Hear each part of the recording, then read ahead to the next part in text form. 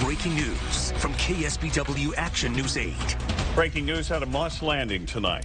There is a fire at the Vista Energy facility there. It's a natural gas power plant as well as an ion battery storage system. And this thing escalated really quickly. So initial word, as we take Action News 8 reporter Felix Cortez, initial word came out about 4 o'clock with a fire. And then, Felix, you got there. There was just a little bit of smoke. It seemed to be faded. And then over the past 45 minutes, this thing has gone crazy. It has exploded. I mean, look, I'm going to get out of the shot. Look at this. With 5 o'clock, Dan, you and I were talking at 5 o'clock, clear sky, no smoke coming out of those vents. This is the scene now over here at the Vista Energy Storage Facility at the former Moss Landing power plant. This thing is exploding. Look at that. It's just lighting up the night sky, and there's a huge plume of smoke over here. That advisory they issued earlier, that's definitely going to have to change. Because if you recall, back in 2-3 years ago, they had a fire at the PG&E Tesla facility that forced the closure of Highway 1 and a shelter-in-place order. As far as we know, that has not been issued at this time. And this fire is much worse than what we saw back then when they closed the highway and oh my God, look at that. Look at that. And just a short while ago, okay, now we have a lot of crews. There's, okay, no sirens, but flashing lights. Pan to your left. The latest fire happened last Tuesday, and firefighters were able to contain that fire by the following morning. Even though local officials stated that the air quality was okay, there were no hazardous levels detected, many local residents remained concerned. They were advised to close windows and doors as a precaution, stay inside. But some in the area, they've been reporting ongoing health issues. These health issues, they didn't just appear overnight. They've been struggling with health issues since the original fire. In response, a grassroots study was conducted to examine metal contamination, and I covered that in depth in a recent video. Even though the grassroots study found what appeared to be high levels of contamination on surfaces, county testing suggests there's no significant contamination in the surrounding soil. Air monitoring has also shown no elevated risk, indicating no immediate health concerns. However, this data does not account for long-term exposure, and further research is needed in this area. One major challenge with this facility is that not all of the lithium-ion batteries were destroyed in the fire. Some still contain stranded energy, posing ongoing fire risk. Compromised cells remain on site, trapped under the collapsed roof and exposed to rain, fog, and salt spray. All those factors could further destabilize the situation. Officials have warned that these environmental conditions could trigger additional flare-ups, especially since the facility remains partially intact. Given these risks, I really do anticipate more flare-ups in the future. To make this site safe and prevent future fires, the facility needs to be fully decommissioned, a lengthy and complex process. The first step is stabilizing the building, the actual structure itself, which will require structural engineers to assess the damage and contractors to shore up weakened areas to prevent further collapse. Once the site is deemed safe for entry, fire investigators will begin their work to determine the cause and origin of that fire. Only after that can the battery removal and disposal process begin. This involves carefully extracting the remaining battery modules and either shredding or overpacking them to mitigate the risk of further thermal runaway. It's the path that allows for stricter local regulations and oversight.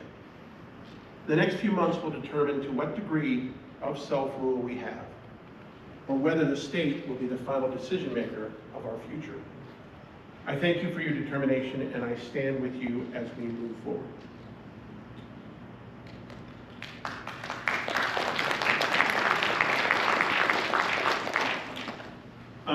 So I'm going to give you a story. We know from the people that have been contacting us from Italy and Australia and other places that the world is watching how is California going to respond to this disaster. The answer is they were not prepared. For example, was the health department able within an hour or two to send a report down to our health department to get out to the hospitals about what the symptoms could be like, what they would look like in the ER, what the medical people could do? No, they didn't.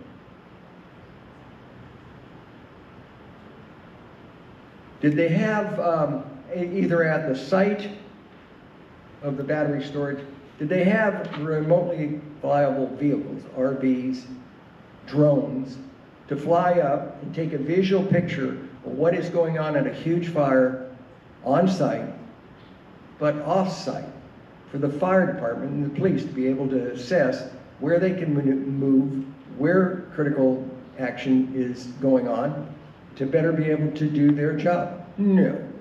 That's what we need. We need help. You need to tell your friends, we need you to shout. We need you to not be afraid that you're going to be judged, because it doesn't matter.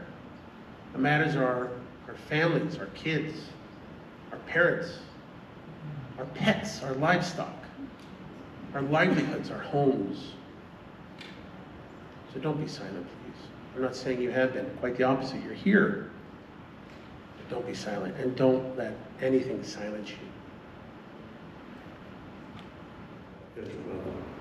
So these are some of the things that we're working on.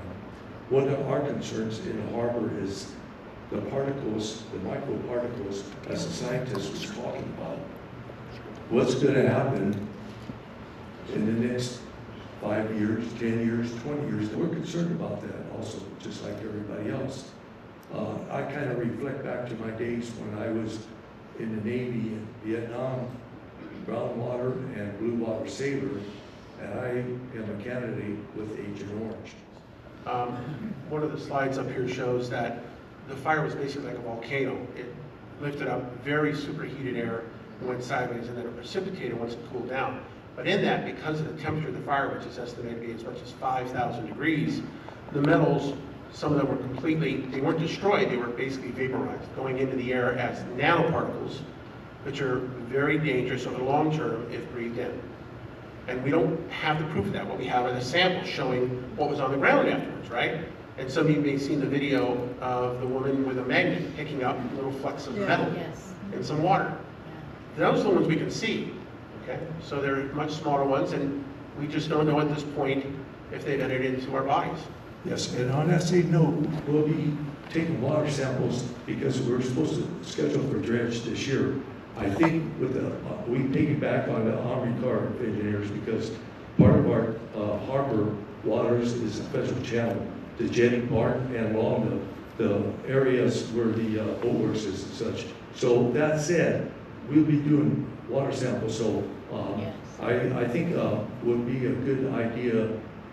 I know our general manager will be taking that. EPA testing of the air has really disappointed me. My background has primarily been advocating the safe schools. So what you said about the agricultural connections really hit home.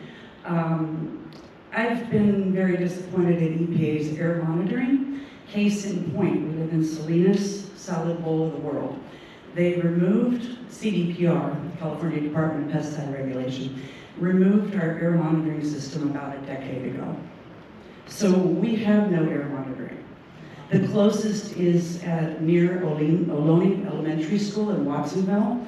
I go there to visit a student teacher, I'm now a retired teacher, but with CSUMB, I go there and in that process in 2022, I observed an environmental justice map that was released, Salinas Vision 2040, came from OEA, and it shows Salinas pesticide pollution burden.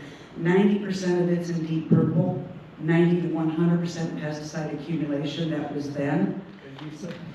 Thank you, Brian. Thank you for the entire organization. My name is Dr. Todd Marima. I'm a physician in private practice, independent private practice in SoCal. My first career was in emergency medicine, so I do have experience in toxicology, coordinate expertise. For example, everyone in this room can get air analysis without a doctor's prescription. You can do it for a very, very low cost through a third-party vendor. But what you do have to do is ensure that you demonstrate forensic chain of evidence, and you can do that with a video on your cell phone. The registry then becomes who's the custodian of that data. So there's some simple systems that need to be set up. I'd be more than happy to contribute my expertise to that. And if you can also send us that instruction set and how to get there, we can distribute that out to the community. The easiest way is for everyone to just go to drtom.com/toxic-fire-care. We just launched a web page for collecting demographics in the area, and I published a white paper earlier today. I'll amend that with the instructions on how to get your analysis. Hello, I'm Sharon Greenstein. I am coordinating with UCSC to do a independent study. Why do you have a balloon tied to your belt, Sharon? I have a balloon tied to my belt because if you want your house to get tested, we're taking samples inside and outside, you can come find me and I will add you to my list. Wow. We will be doing the sampling next weekend, March 8th and March 9th. It is free of cost. UCSC is covering the cost of analyzing the samples. It is being done by UCSC and toxicology, and yeah, thank you for your time. Hello, I'm Stan Curtis. I'm a property owner just a few miles away from the plant, and we are truly on our own because this outfit, CTEH, they were hired by Vistra. And right after the second plume came up, automatically it came out that the air quality was normal and acceptable. And it just reminded me when I was a driller and the time that Hinckley was going on in Aaron Brockovich, I was doing the well testing and they said, it's okay, it's chromium-6 and cobalt, but if you wear these coveralls, make sure you put them in this metal drum when you're done. So, you know, it's getting to the point to who can we trust? It's out on the TV saying everything's normal and is okay. And the question I have here is, when I came here, I was hoping someone from Vistra would be answerable to this, before they caused it. And they got some explaining to do. Right. I'm curious, I have heard no word from the yacht club. Has anyone heard anything from the yacht club? Thank you. You should check with Vince here and wearing a white hat, maybe he can give you some information about who contacted. I did. He does. Okay, all right. There are a lot of groups that we need to talk to. I would like to ask you, Gail, if you can reach out to them. I mean, I've got 15-hour days as it is. I see my son in the morning. I'm a painting contractor that also I am held to a high standard with the EPA for lead abatement and asbestos abatement. My question is who's holding Vistra and this facility accountable for the cleanup and the containment that needs to be ongoing from the time, time that they were able. There's people walking around out there without any face masks or respirators or anything like that. And I talked to a battery exchange program in Texas where a lot of our batteries for DeWalt and home things and car batteries are being sent to dispose of, and they handle, and they said this place should be contained and an ongoing containment because we're losing stuff into the ocean. I mean, the waterways, and they're not doing anything out there. You see dust blowing around on the pavement as you drive by. So, anyway, thank you. Thank you. As Glenn said, unfortunately, because of that wall, they can't do anything. It's too dangerous. Now, we know the dangers of what's coming out. Hi, Michelle Clary here. So I've been on a lot of the calls. One of the things that we're still not getting any answers on is our livestock. We don't know, we're eating our eggs, our animals are eating the grass. That's right. Vets don't know what to do. So we're missing a big part of what we do also. Any headway, or do we have any vets that have gotten involved to give us some information? Well, I brought this up with Glenn when we met with him. Okay, yeah, maybe if on the website we can have that one area for livestock, we can start putting information in. That'd be helpful. That would be great, and I appreciate the suggestion. Absolutely, we've got. Where do I go when I feel like the response isn't appropriate? I was in that park all day, and not a single employee and no one once received an evacuation notice. I had to leave the warehouse and walk outside to see fireballs coming out of that building before I could let any of my employees know that it was definitely time to go home. That was at 6 o'clock. When I got home and got in bed at like 8:30, that was the first text that I got saying that anything was even happening. So I'm signed up for the Monterey County alerts. Not once did we get an evacuation order, and I have not heard of anyone else within that park, which are hundreds of people, get an evacuation order. So I'm just trying to figure out how I address that. Also, one of the companies in that park used to be Claire, it's now Vertigy. They have a VOC sensor in their building that was going off for the entire weekend after that. And I don't know if they have any recordings of it. Volatile organic compounds, right? Yes, correct. And so if they have any recordings of that and data that is collected, I think that could probably be of use here. Can you reach out to them and see if they would be willing to share that? 100%, I'll do my best. Thank you. Yes, Also, yes. 2 days after the second fire, Tanya, Martha, and I sat down with Glenn Church. And basically our message was, you guys really, the county really screwed up with the communication on this second fire. Here we are, 5 weeks in. Fire chief has been saying this is going to break into fire again, almost certainly, and they fumbled it. And our message was, Glenn, get your people together and figure out how to communicate with this community. Matt was out there in the estuary the next morning, and then he goes over to Dolan, there are kids out there with their parents waiting for the bus without any masks, and the thing was on fire just at 3 o'clock in the morning, right? So we said, visualize that outcome and fix it, please. Take that to your department heads who are in charge of communicating with their process. The one who was sitting there was Matt Turkey, the superintendent of schools for North County. He got a call from Martha telling him that the thing was on fire. You'd think that the supervisor of schools, the superintendent of schools, would be one of the first to get a phone call from the county. So we talked to him, and we gave these examples to Glenn, and Glenn said he'd go to work on it. Thank you for everything that you've done. My name is Nina Audino. I'm from Santa Cruz, and I just wanted to piggyback on something that Brian had said earlier. Actually, Santa Cruz is right now in the same place that Monterey County was when this was buried and pushed through by Vistra.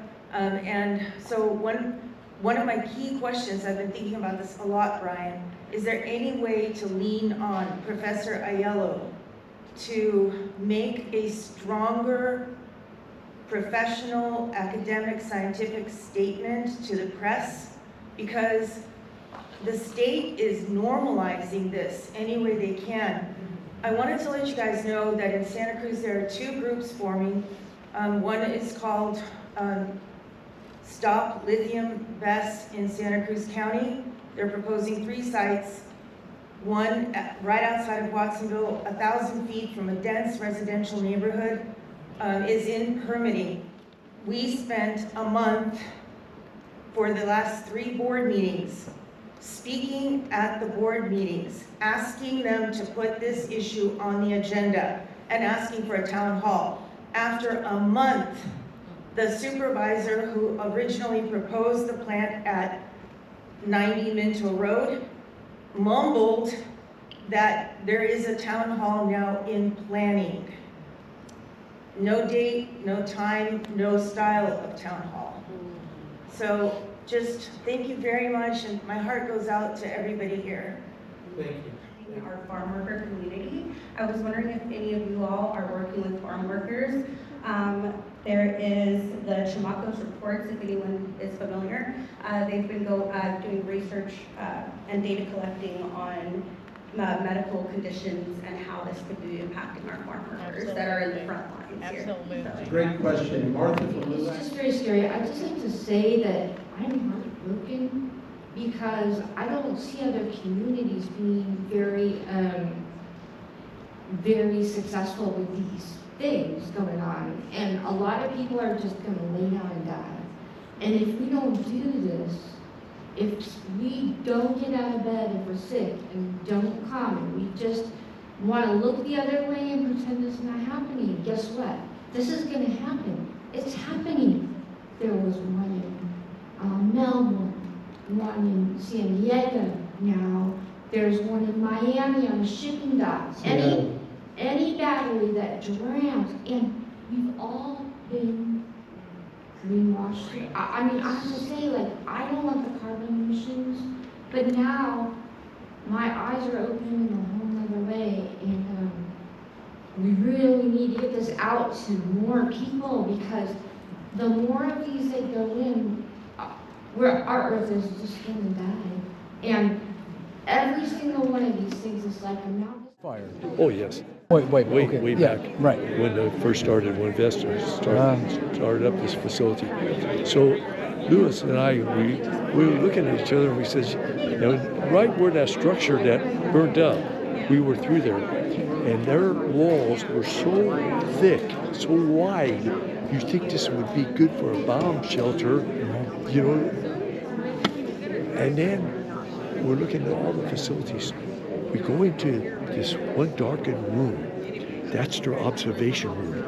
You think you were in NASA Space Center. They got all these monitors up there, and they're the suppression facilities that they have for the battery units are state-of-the-art, all stainless steel units. Suppression, you call them? Yes. In case of a fire, you think, boom, this thing's going to suppress everything right now. Oh, so brilliant, huh? Okay, and their observation room with all these people that are observing all these different gauges and monitors and everything.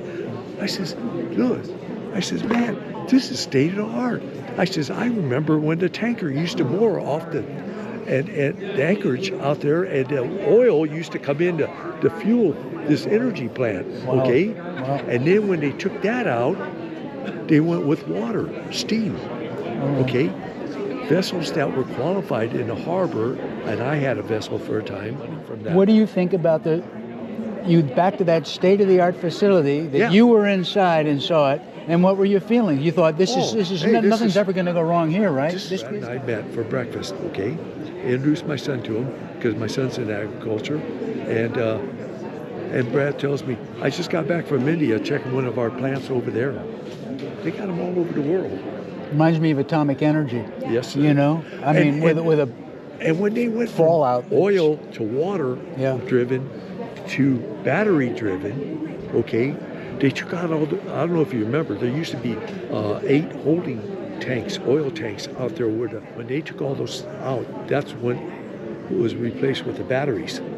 So when I heard that they were going with batteries to fuel this energy plant, hey, this is going to be great. Clean energy, right? Right. Then I go through with Leo, and we go through and we see this facility, and we step back and we say to ourselves, man, this is fantastic. Look at, they got preventative measures. They got check and double check and check, check, check. And guess what happens? Boom, there goes the fire. Unbelievable, huh? Do you know we have 600? So I don't understand if it's still smoking. So is there still the west side of those hills there? That's what that put in the air? Do they have proper monitors now? I think that's pretty minimal. It's not, maybe it's smoldering here or there, but it's not on a high volume level. Okay. I'm concerned with what's running into the slough as well too. I know. With the rain. Yes. And we'll get into our aquifers. Right. So having this wall, if you use it excuses, the walls being dangerous.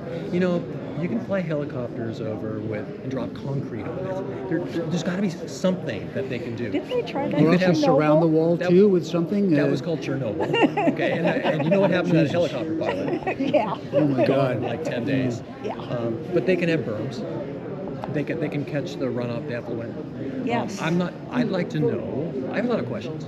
I'd like to know, did they create berms like they do at every construction site you see in the wintertime throughout the entire United States?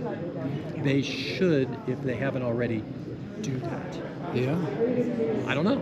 Has that been asked yet?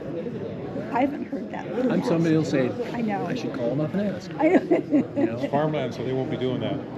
But you can call this But it is a construction site now, and it's also a hazardous waste site.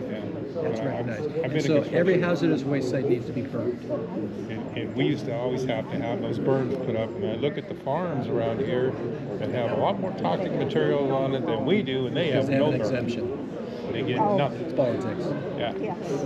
Unfortunately. That's what we're running And we're up not against. conspiracy theorists, but fair is fair. And It's a fact. let's do the right thing. The toxic metals are a fact Yes. in our soil. And our let's air. follow the science. Yes. You know. Let me ask a question. How far out did you test? Thank you. From the site?